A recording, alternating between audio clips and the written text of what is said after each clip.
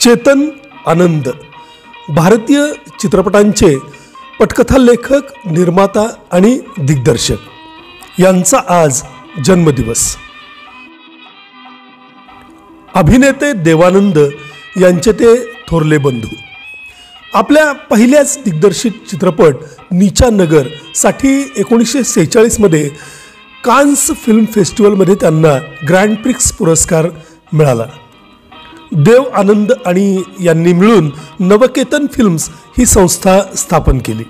असं म्हणतात की राजेश खन्ना यांना एका स्पर्धेद्वारे चेतन आनंद यांनीच हुडकून काढलं आणि आखरी खत या चित्रपटासाठी राजेश खन्ना यांना पहिला ब्रेक दिला। 1980च्या दरम्यान आलेला कुदरत हा चेतन आनंद यांचा मला भावलेला सर्वात सुंदर असा पुनर्जन्मावर आधारित चित्रपट।